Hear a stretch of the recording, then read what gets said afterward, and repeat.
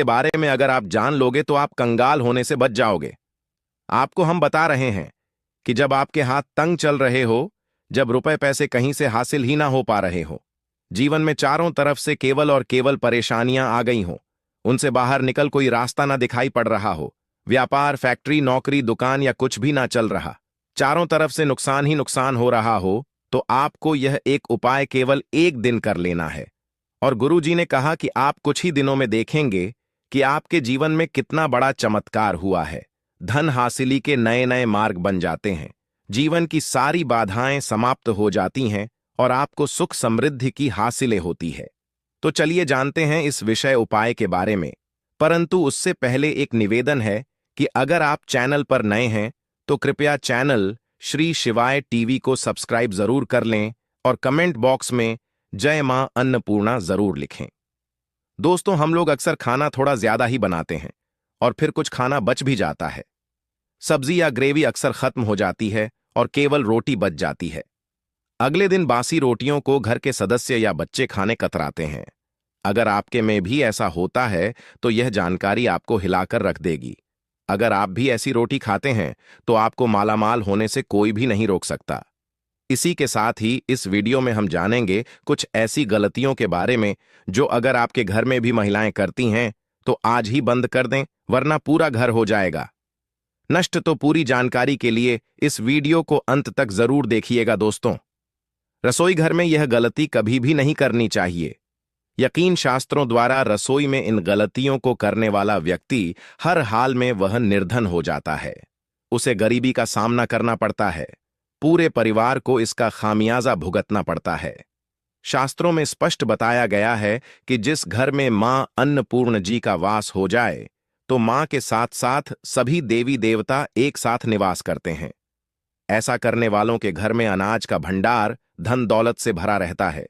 जिस भी व्यक्ति के घर में यह गलतियां अगर होती तो इसे आप मामूली ना समझें और ना ही नजरअंदाज करने की गलती करें। आपका पूरा घर निधन हो सकता है। दोस्तों, व्यक्ति अगर जीवन में सफलता करना चाहता है तो उसके लिए सबसे ज्यादा जरूरी है उसके स्वास्थ्य का सही होना, और उसका शरीर अगर स्वस्थ होता है तो व्यक्ति सदैव ही अपने लक्ष्य को हासिल कर सकता है। ऐसे में शास्त्रों के अनुसार अगर आपका रसोई घर अच्छा है, उसमें यह गलती नहीं होती है, तो मां अन्नपूर्णा आपसे प्रसन्न हो जाती है, आपको मालामाल कर देती है। तो चलिए जानते हैं कौन सी है वह गलतियां। परंतु उससे पहले दोस्तों, आपसे रिक्वेस्ट है कि वीडियो को लाइक करें, अपने दोस्तों के साथ शेयर करें, और अगर आपने अभी तक चैनल श्री शिवाय टीवी को सब्सक्राइब नहीं किया तो सब्सक्राइब करके बेल आइकॉन जरूर प्रेस करें। दोस्तों, नंबर 1, महिलाएं ऐसी होती हैं जो खाना बनाने से पहले स्नान नहीं करती, हाथ पांव नहीं धोती। रसोई घर में खाना बनाते समय इधर उधर जैसे बाल में या मुंह पर हाथ लगाती है और फिर बगैर हाथ धोए बिना हाथों को साफ किया खाना बनाती है, तो ऐसे में खाना दूषित हो जाता है। इस तरह का खाना खाने पर घर परिवार में बीमारी आती है। माता अन्नपूर्णा जी नाराज हो जाती हैं। ऐसे घरों में दरिद्रता का वास हो जाता है।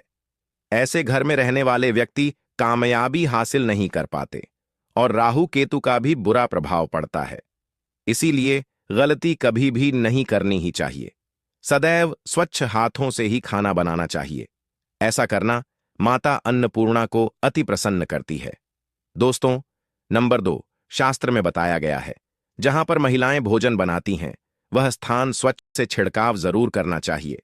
ऐसा करने से माता अन्नपूर्णा आकर्षित होती है और आपको आपके हर कार्य में कामयाबी मिलेगी, साथ ही उसके परिवार के हर सदस्य को उनके काम में कामयाबी मिलती है।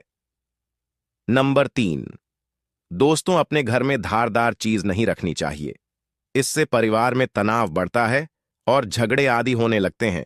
ऐसे में रसोई घर में 1 या 2 से ज्यादा चाकू छुरी नहीं रखने चाहिए, ऐसे जिसका आप उपाय नहीं करते हैं, परंतु आपने अब तक रसोई घर में उसे रखा हुआ है, तो ऐसे ही बेकार परिधारदार वस्तुओं को तुरंत ही बाहर कर देना, क्योंकि ऐसी चीजें घर में रखने से नकारात्मकता आकर्षित होती है।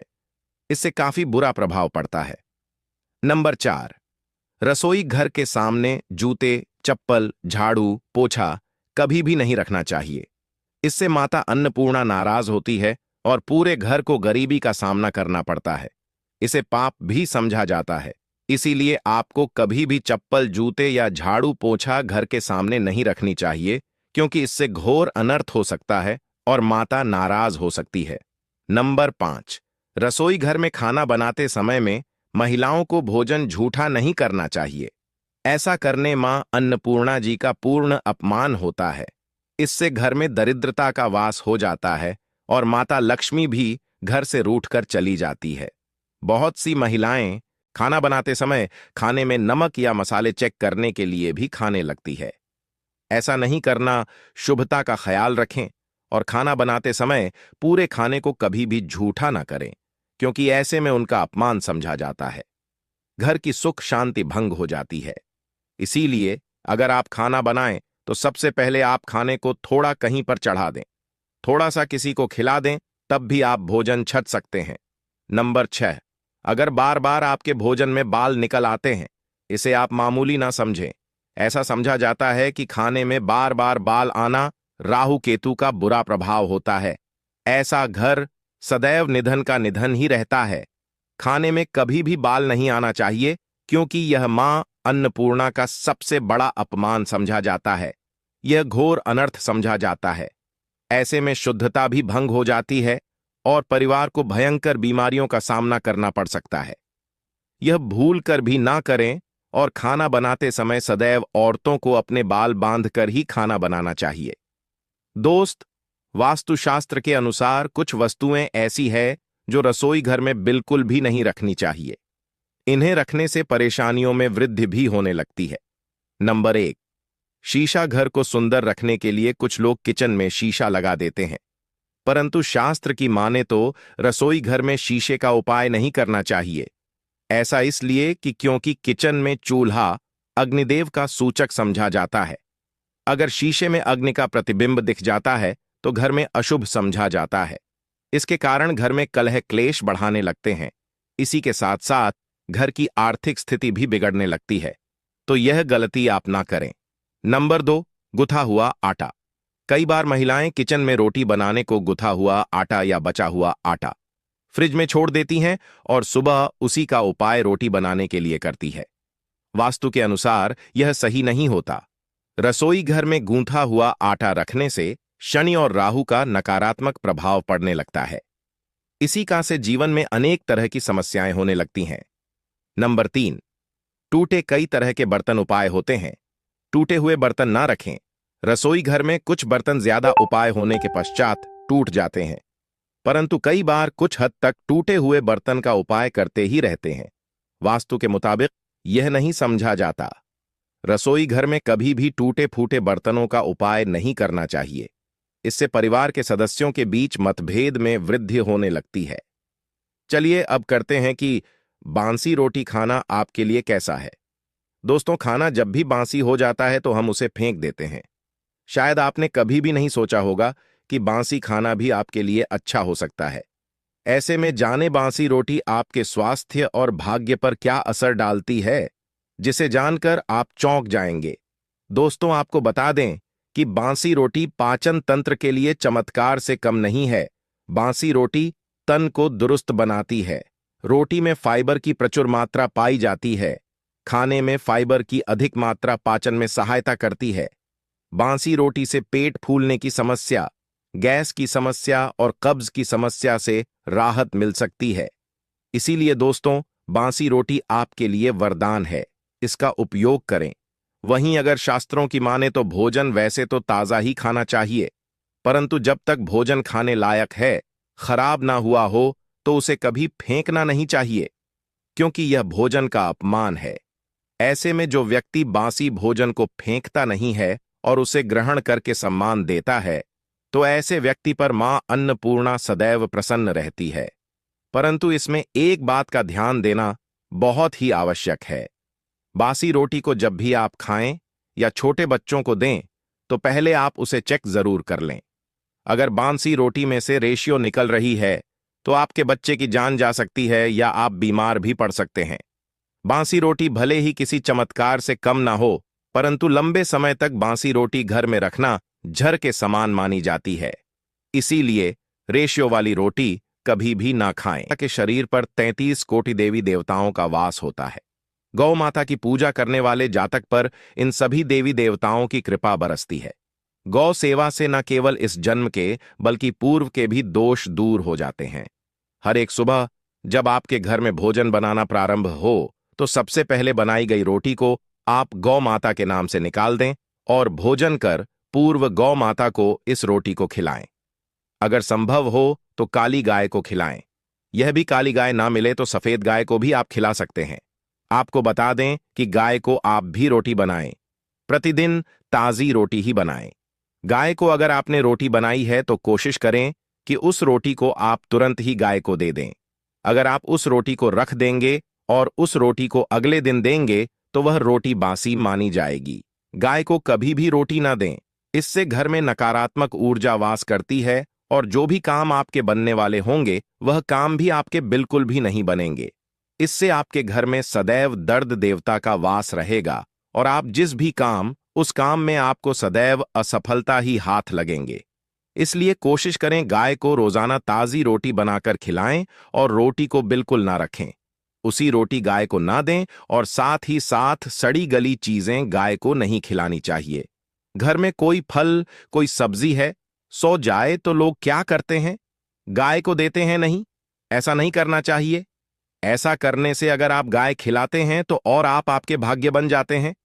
आप बिल्कुल सड़ी गली चीजें गाय को ना खिलाएं और साथ ही साथ अब आटे की 11 लोहियां बनाकर उनके ऊपर हल्दी लगाएं। इसके बाद को खिलाएं।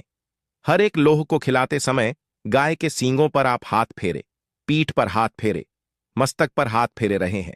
माता गाय के अब चरणों का स्पर्श करें। दोस्तों, ऐसा करने से आपके समस्त काम बनने लगेंगे। जो दुख का समय चल रहा है वे भी खत्म। आपके जीवन में खुशियां ही खुशियां होंगी और एक बार आप 7 बार गाय की परिक्रमा भी कर लें तो आपके समस्त काम होंगे। और साथ ही साथ आप गाय को जब भी रोटी दें, रोटी पर या तो आप थोड़ी हल्दी लगा लें या थोड़ा गुड़ रख लें। अगर गुड़ ना हो तो आप थोड़ा घी रख सकते हैं।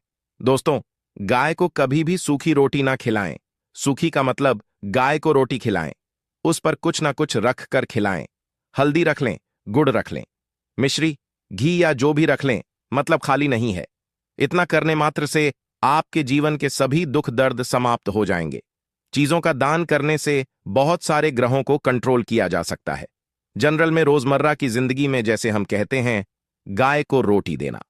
इससे किसी को भी पितृदोष से मुक्ति चाहिए तो गाय को रोटी दीजिए। काम में बार बार बाधाएं आती हैं और संतान सुख में कठिनाई आती है, धन संबंधी परेशानियां होती हैं।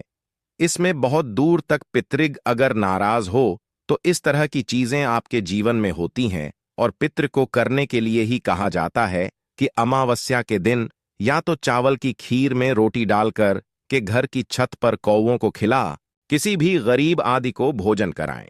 इससे आपके जीवन के बहुत सारे पितृदोष तो दूर होते ही है, बाकी भी बाधाएं दूर होती हैं। विष्णु पुराण के तीसरे अंश में बताया गया है 12वें अध्याय में कि कोई भूखा व्यक्ति द्वार पर अगर आ जाए तो उसे भरपेट रोटी जरूर खिलानी चाहिए। इससे नारायण प्रसन्न होते हैं, अन्न धन की कमी नहीं होती है, मनुष्य को परलोक का सुख मिलता है।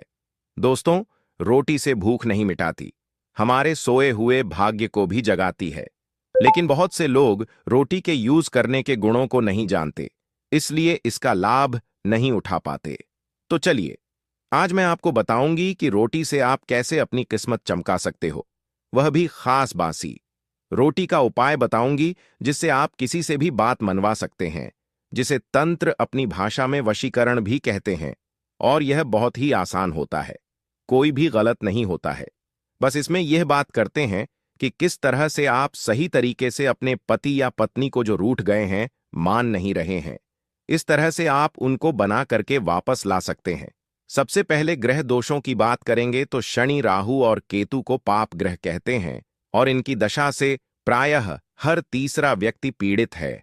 और इन तीनों अशुभ फलदायी ग्रहों को एक साथ अगर आप अनुकूल बना करके चलना चाहते हैं तो सबसे आसान तरीका है रोटी में सरसों तेल लगाकर काले कुत्ते को शनिवार के दिन खिलाइए। रोज खिला सकते हैं तो बहुत ही अच्छा है। काले कुत्ते हैं तो 2 रंग का या दूसरे रंग के भी कुत्ते को खिला सकते हैं। ये सभी चीजें ग्रह दोष आपके जीवन से दूर होती हैं। नजर दोष हो, किसी ने कुछ किया, धरा हो,